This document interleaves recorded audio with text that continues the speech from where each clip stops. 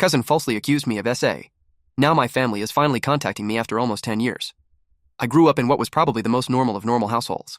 Parents worked a lot, but still managed to care for me and my 3 older sisters. We were never super close as a family, but never had any issues either. Same goes for my extended family. They always lived a few hours away, but we saw each other during summer holidays or Christmas and always got along great. But when we got older, we naturally grew apart as everyone had their own lives. I'm 31 now. In 2014, when I was 22 and attending uni, I got a phone call from my mother that turned my life upside down. I remember I didn't even answer at first, because I was gaming with friends. But she called again immediately after the first call. This was an unwritten rule in the family. If you call twice like that, it's important. Like someone died important. So when she called again, I excused myself and answered, only to hear chaos in the other end. Like people were arguing. But when my mom realized I had answered, it sounded like she went to another room and closed the door. I just asked what was going on and I heard she was crying. My memory of this conversation is a bit blurry, but she basically asked me if I had something to confess to regarding E. E is my cousin on my mom's side and is 7 years younger than me, 15 at the time. At that point I haven't even seen E for several years. I just said no and asked what this is about. She just cried even harder and started accusing me of SA and E back when we were children. That E had told everything to my sister, and that my sister told my mother and my aunt. E had told them that back when she was 9, and I 16, she'd been playing in my room when I came in and started feeling her under her clothes and kissing her. My mother screamed at me to say something, but I couldn't even speak. It was all so absurd. I remember thinking that must be some bad joke. The last thing I remember saying was that it's not true and that E is lying. But then my mom goes on saying that how E gave such a detailed description of where and how. Then she kept asking something like, "Did you do this? Did you do this?" And I just screamed back at her no. Each time. It all ended with my mom putting me on speaker and both my mom and dad saying that they don't want anything to do with me and never to contact them again. 2 of my sisters texted me later that day, pretty much saying that I'm disgusting and then blocked me. I know it's weird, but after that call I went to have a long shower. To this day I still don't know why I did that. After calming down, I started calling and texting everyone, even E. No one answered and the ones who hadn't blocked my number by then quickly did so. The only thing I heard back was from my father who texted me to stop contacting them and that they need to heal.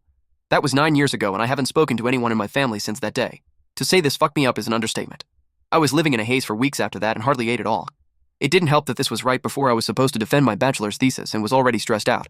Luckily my co-writer sensed something was up and saved me by controlling the conversation so that I got the easy parts. Without him I'm sure I would have failed. Needless to say, no one came to my graduation. Then started the worst period of my life. I spent the first year expecting the cops to knock on my door and arresting me for sexual abuse.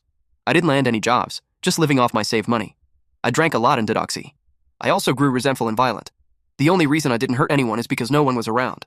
My neighbor called the cops on me once after I had smashed a glass, but I managed to convince the officers that I had just dropped it, and they went away since there were no others inside my apartment. Instead of sleeping, I spent my nights planning how I could hurt E and make sure no one ever found out. Even thinking how I could actually do the things she'd accused me of, but much worse. I know, I'm not proud of that. I landed my first real job in my field in late 2015. Only then did things start to improve. I focused all my time on my job, as it gave me something normal to do. Recovery was a slow process, but I drank less and smiled more. I lived cheap and earned good money, so I made a point of buying myself a nice gift for my birthdays, a VR headset, a motorcycle, Lego, etc. And last year I moved from my shitty apartment and bought a small house. It was an old dream of mine to have my own garage and a garden to care for. This has boosted me even more. So my life is okay now. I still got problems. I've been on antidepressants for the last few years and while they help, it's not in a happy way. They simply remove the dark thoughts and replace them with dead ones. My trust in other people is close to non-existent. I've tried dating, but only been on 2 dates with 2 different women. It's really hard to speak like a normal person when it comes down to it. And what would I tell a potential partner when she asked about my family? Oh, you know they accused me of a heinous crime and we're not talking anymore. But I didn't do it, I swear. My field is very male-dominated, so the only woman I really speak to is my therapist, who I like a lot. A few days ago, I received a text from my mother. It felt unreal and I was scared to open it at first, so I just stared at the notification for hours before opening it. Yesterday, a second text followed. Translated, they basically say, "Hi, my name. It's been so long since we talked.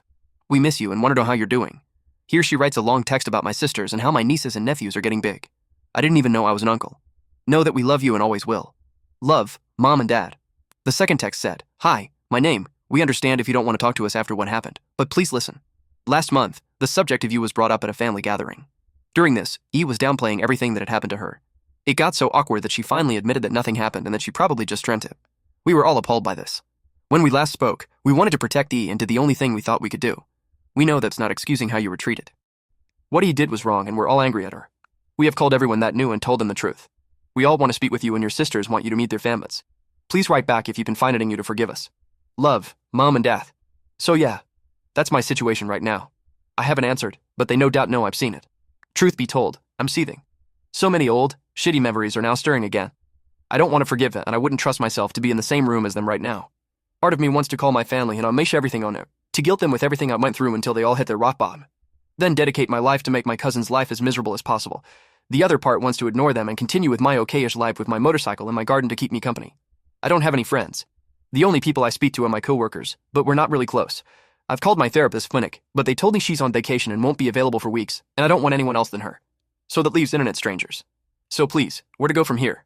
Do I ignore them and continue as is? Or do I answer? And if so, what to even write?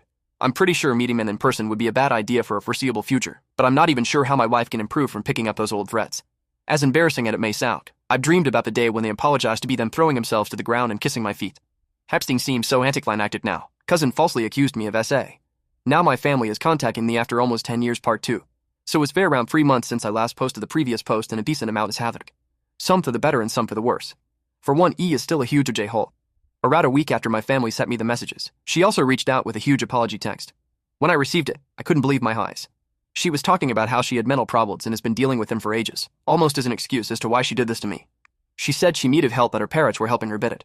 This seemed like BS to me because all my life I knew Eve. She was a beaming, radiant girl until that dreadful day in 2014. The whole text felt like she was just speeding me excuses to lie it habit, and then ending it off with the shortest natural apology.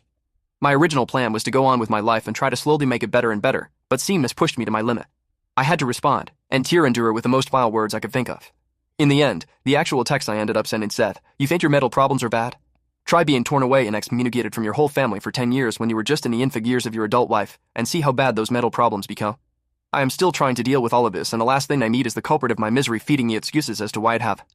My other relatives may have been in the dark the whole time, but you knew the entire time, and it never dawned on you to say things sooner? You're lucky I did not unalive myself at this point. My parents and sibling might be another story, but I will never be able to forgive you for the irreversible damage you have done to me and my relationships. Please, rot in hell and never contact me again." She hasn't responded, but I can see that she got the message because of read receipts. Maybe she took the hint to not respond. The good news is that I also responded to my parents. Nothing crazy in text because we really got the whole conversation out over the phone. It felt weird hearing their voices again. I used to relate those voices to being safe at home, but after what happened it was a whole new feeling. At first, I hated it. All the sour memories popped back into my brain from the day I last spoke to them. Those voices had been screaming at me for things I didn't even do. The conversation lasted about 3 to 4 hours, and while it was hard for me and most likely that, it was the most productive conversation I've ever had with them. I thought it would be a lot of excuses just like E, but to my surprise, they not only apologized a million times over, but told me everything they were in the wrong about. They said it was weighing on them all these years, and now but the truth is out, they don't know how they can live with themselves. The one really hard part was when I asked them why they didn't hear me out or will leave their own son compared to a niece. They told me they struggled with it immensely, but he had made it so believable that they felt they had no choice. I told them that instead of just trying contact, they should have at least tried to get me help, but they gave me nothing to work with. They said they knew this, and that was the hardest part. After the first year or two, they said they wanted to contact me and try to figure things out, but they ultimately decided that me being who I was would not talk to them and things would just get worse. That got me heated a little bit because who cares what type of person I am?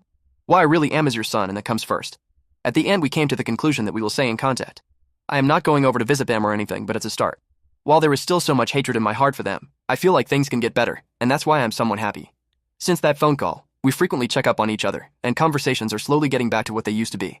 Maybe I'll visit them someday, but I don't know when that will be or how it will go. How am I supposed to hug and say hi to the people who threw me out of their life? Cousin falsely accused me of SA. Now my family is contacting me after almost 10 years. Final part. Hey guys, so I have another update on my whole situation regarding E and the SA. It has been another 4 to 5 months since the last update, and I have some better news than worse this time again. To start off, a lot of people were telling me to sue or take E to court. While I agreed that what she did was unforgivable and heinous, I don't feel like that will cause any good. The situation has been 10 years in the making, and I kind of just want to be all over and done with. Taking her to court would cost me thousands in legal fees that I just can't afford, and I also can't help but think of the fact that he never took it to court either.